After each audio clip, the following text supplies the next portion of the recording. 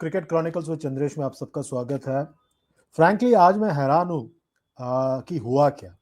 चौथे दिन का खेल मुझे लग रहा था मूविंग डे होगा, दोनों टीमें कोशिश करेंगी कि जल्द से जल्द वो जीत के तरफ बढ़े, पर ऐसा हुआ नहीं।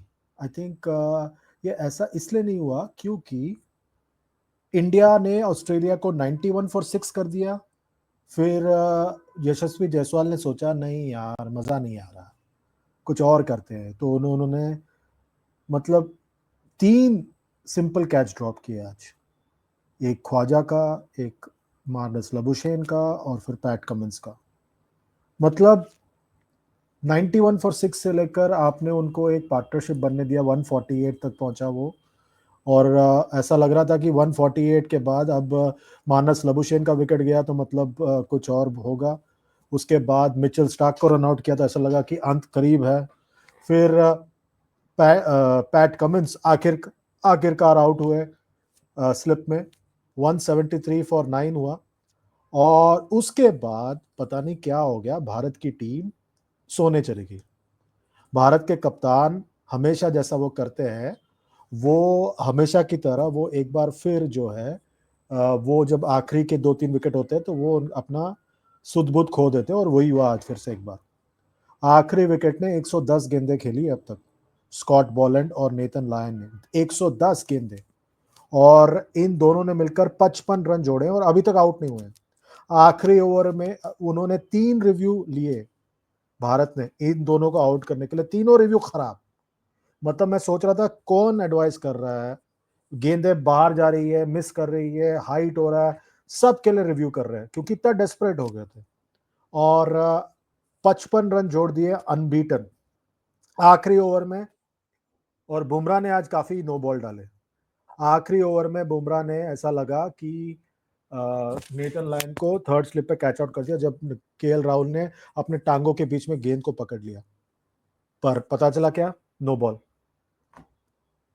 तो फिर एक बार आखिरी गेंद पर एक चौका मारा, आखिरी ओवर में 14 रन बने, आखिरी 6 ओवर में 28 रन बने, और भारत ने एक सुनहरा मौका गवा दिया इस टेस्ट मैच में अपनी पकड़ थोड़ी बहुत मजबूत करने के लिए। आप ये कर सकते थे कि आप जो है पुश कर सकते थे कि आप जल्द से जल्द उनको आउट कर देते और चेस करने में उनको मजबूर करते। मतलब हम चेस करने जाते, इंडिया चेस करने जाता तो फिर ऑस्ट्रेलिया दबाव में होता। भारत चाहता है वर्ल्ड टेस्ट चैंपियनशिप फाइनल में पहुंचे, भारत चाहता है बॉर्डर गावस्कर ट्रॉफी जो जीते। पर क्या हो रहा था, कप्तान रोहित शर्मा ने फील्ड को खोल दिया। नेथन लायन को आपने एक सीनियर बल्लेबाज बना दिया। नेथन लायन इस वक्त 41 पर बल्लेबाजी कर रहे हैं। नेथन लायन सिर्फ इंडिया के सामने रन बनाते हैं, वो किसी और के सामने रन बनाते ही नहीं है, क्योंकि भारत जब ऑस्ट्रेलिया जाता है, नेथन लायन को आप अपने मतलब सर आंखों पर रखते हैं और उनके ऊपर उनके लिए फील्ड खोल देते हैं और वो हमेशा रन बनाते हैं।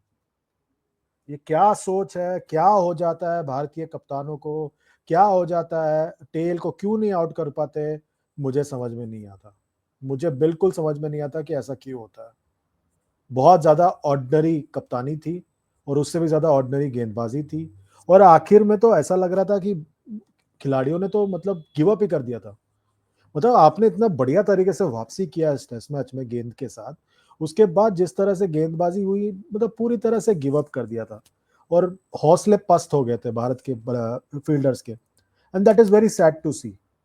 कप्तान को और करना चाहिए था, और ज्यादा अटैकिंग फील्ड की जरूरत थी। आपने आखिरी विकेट को आउट करने की कोशिश ही नहीं की, ऐसा लग रहा था सिर्फ एक तरफ आउट करने की कोशिश कर रहे स्कॉट बॉलैंड को, फिर उन्होंने भी रन बनाना शुरू कर दिया। ये चल क्या रहा है भाई? वो जो जिनका एवरेज 7 और 12 है, आप उनसे मतलब इतना डर रहे हैं जो बल्ला पकड़ ही नहीं पाते। स्कॉट बॉलैंड ने अब तक अपने फर्स्ट क्लास करियर में 108 के फर्स्ट क्लास करियर में उन्होंने, मैं वही देख रहा था, उन्होंने अब तक कोई 50 नहीं मारे हैं। उनका हाईएस्ट स्कोर जो है एक 50 दो 50 मारे हैं और उनका हाईएस्ट स्कोर 51 है। ठीक है। और नेथन लायन, अगर उनका हम फर्स्ट क्लास करियर देखें, उन्होंने कुल मिलाकर अपने करियर में 250 मारे हैं। आपने ऐसे बल्लेबाजों के सामने घुटने टेक दिए, मतलब हैरान हूं मैं। उससे भी ज्यादा हैरान हूं मैं ऑस्ट्रेलिया के अप्रोच से।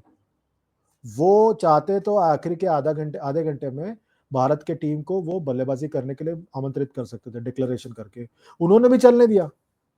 उन्होंने बोला आण दो, वो भी चल रहे थे।